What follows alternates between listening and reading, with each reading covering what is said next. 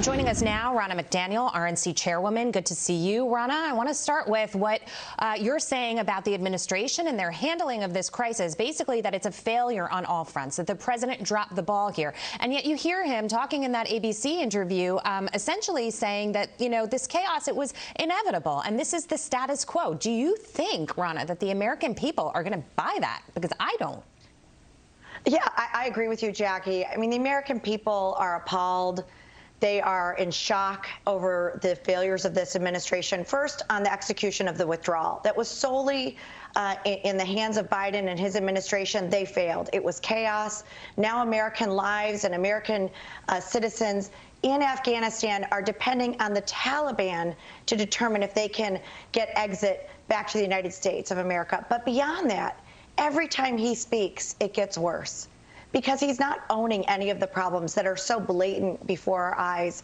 And beyond that, he's hiding. His whole administration is hiding. Think about families that are worried about their loved ones. Think about people who are saying, I'm so concerned right now. How do I know what's happening? And they cannot hear from their commander-in-chief, the president of the United States, who said himself, the buck stops here. So where is he?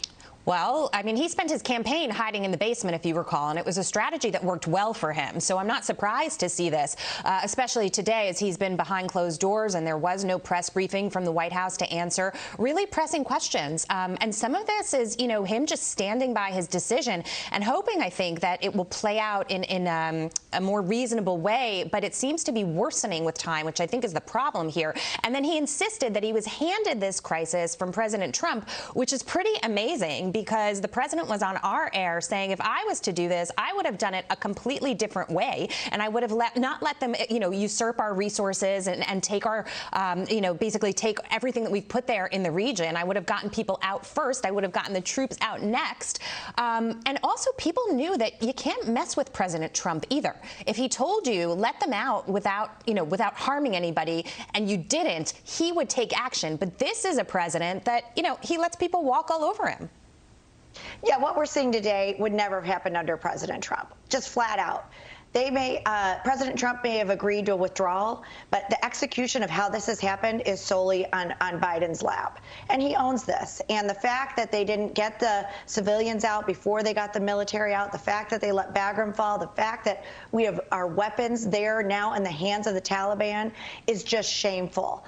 But beyond that, Biden owns every single aspect of this, and the media does too, because they chose not to vet him as he was a candidate. They let him be the basement Biden, the bunker Biden, who didn't have to account for how he would govern.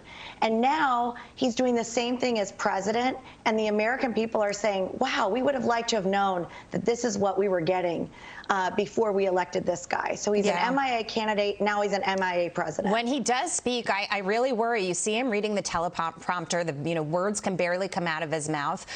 He's incoherent sometimes when he's putting his thoughts together, and you say, my God, this is the person that's in charge right now. You look at his other foreign policy decisions, it's absolutely appalling. And, you know, you sit here and say he's trying to negotiate with the Taliban here. He's essentially, as I said to Lara Logan, he's at their mercy right now, saying, please, please let our people through safely. I mean, this is not, negotiating with terrorists does not work. This is a national catastrophe. We have two going on right now, actually. Our southern border's a mess. The media continues to ignore that. That's a huge problem under Biden's watch that he's turned a blind eye to. And now we have this. And he's not being sympathetic to the people who are suffering, that are concerned. And when you ask him questions, he gets angry. How dare you challenge me?